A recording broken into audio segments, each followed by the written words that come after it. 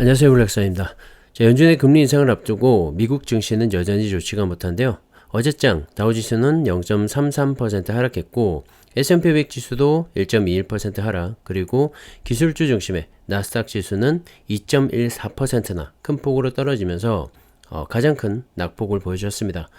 연준의 빅스텝, 즉 한 번에 0.5%포인트를 인상할 가능성이 점점 더 커지면서 시장은 그런 상황들을 소화해내고 있는 과정인 것 같고요.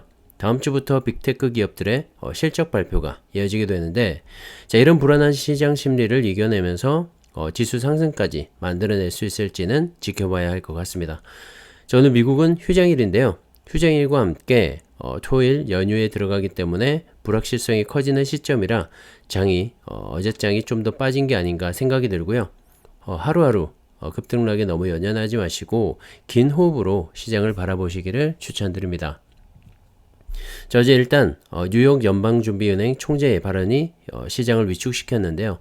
다음 달 있을 연준의 FOMC 회의에서 금리를 50bp 인상하는 것은 매우 합리적인 선택지라고 말을 하면서 금융정책의 관점에서 연방기금 금리를 더 정상적인 수준으로 하기 위해서 신속하게 행동하는 것과 함께 대차대조표 축소 계획을 추진하는 것은 일리가 있다고 발언을 했습니다.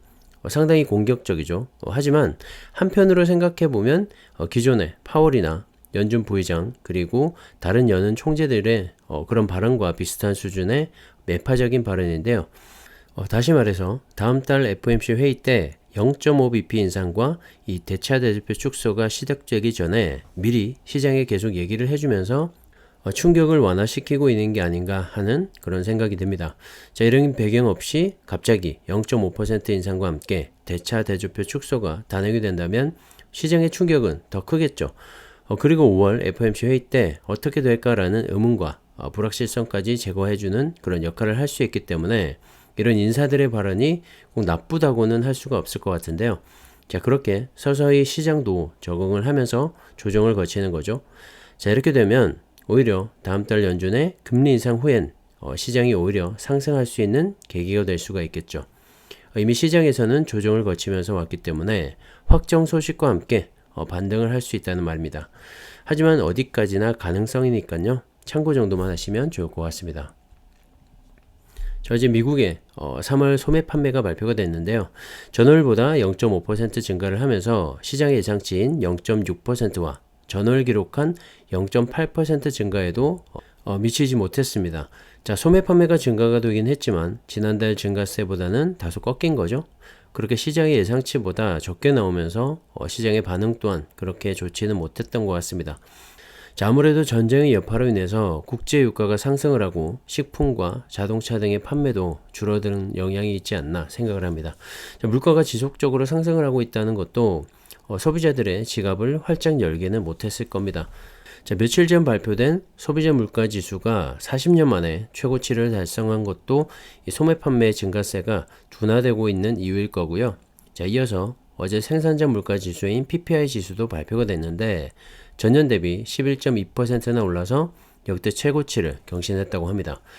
전월 대비로도 1.4% 상승을 했는데 지난 1월과 2월에 기록한 1.2%와 0.9% 상승을 모두 웃도는 상승치로 시장에서 예상한 1.1%보다도 더 높게 발표가 되면서 다시 한번 이 치솟고 있는 물가와 인플레이션의 압박을 느낄 수가 있었고요.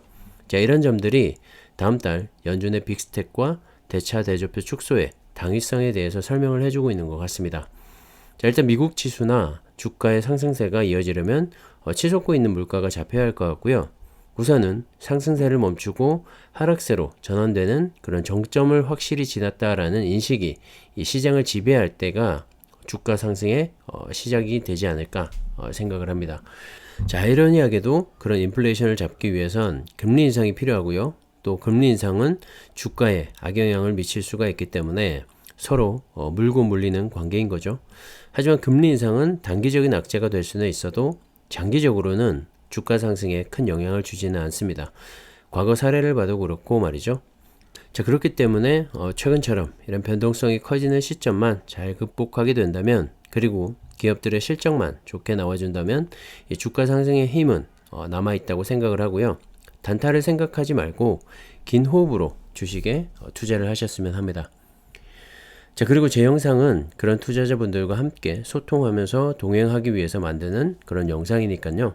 단타 위주의 투자 접근은 지양하셨으면 합니다. 자, 주가가 언제 오르고 내릴지 아는 사람이 있을까요?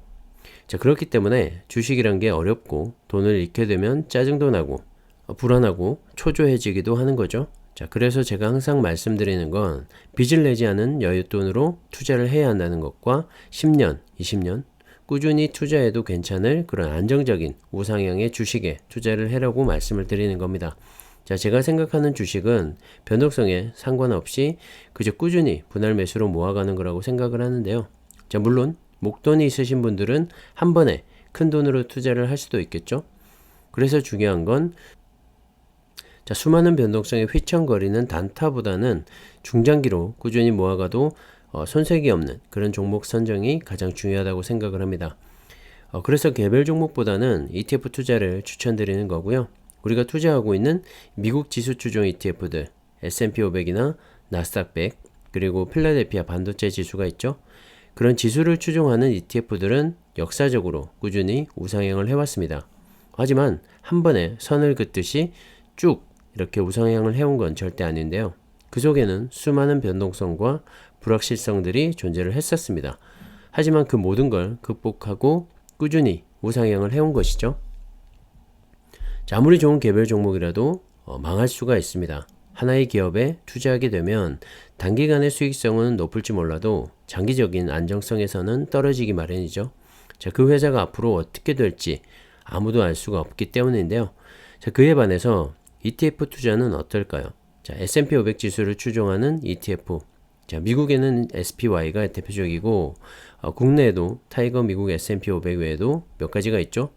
자, 이런 ETF들은 미국의 500개 기업에 분산 투자를 할 수가 있기 때문에 훨씬 더 안정적일 수가 있습니다. 물론 개별 종목에 비해서 수익성은 좀 떨어질지도 모르겠지만 10년이나 20년 혹은 그 이상 노후자금이나 목돈 마련을 위해서 투자를 한다면 훨씬 더 마음이 편하지 않을까요? 자, 그리고 그 500개 기업들도 주기적인 리밸런싱을 통해서 못하는 기업들은 지수에서 빠지게 되고 또 좋은 기업들은 지수에 포함이 되면서 결국엔 이 좋은 기업들만 가지고 이 지수를 만들어내는 것이기 때문에 꾸준히 우상향을 할 수밖에 없는 겁니다. 나스닥 100과 필라델피아 반도체 지수도 마찬가지고요. 미국에는 QQQ와 SOXX가 대표적이겠죠. 자, 우리나라에도 타이거 미국 나스닥 100과 타이거 미국 필라델피아 반도체 나스닥과 같은 ETF가 상장이 되어 있기 때문에 각자의 선택에 맞게 투자를 할 수가 있을 것 같고요. 다시 한번 추천을 드립니다. 자, 2차전지 관련주들도 마찬가지인데요. 특히 차이나 전기차가 오늘도 큰 폭으로 하락을 하면서 좋지가 못했는데 아무래도 중국의 셧다운 여파가 커지고 있는 게 아닌가 생각을 합니다. 기업들이 생산과 납품을 하지 못하게 되면서 4월 한 달간 그리고 2분기 기업들의 실적에도 영향을 끼치게 될 테고 그런 점들이 주가에 선반영이 되고 있지 않나 생각을 합니다. 지루하고 힘드실 텐데요. 잘 이겨내시기 바랍니다. 국내 2차전지 관련주들도 오늘은 조정을 좀 받았고요. 역시 하루하루 등락에 연연하지 말고 큰 그림에서 접근하는 게 좋지 않나 생각을 합니다. 자, 국내 2차전지 ETF 같은 경우엔 그래도 바닥을 찍고 상승세를 이어가는 모습인데요. 역시 전기차와 2차전지는 긴 호흡으로 모아가 보시기를 다시 한번 말씀을 드립니다. 자, 오늘은 여기까지 하겠습니다. 감사합니다.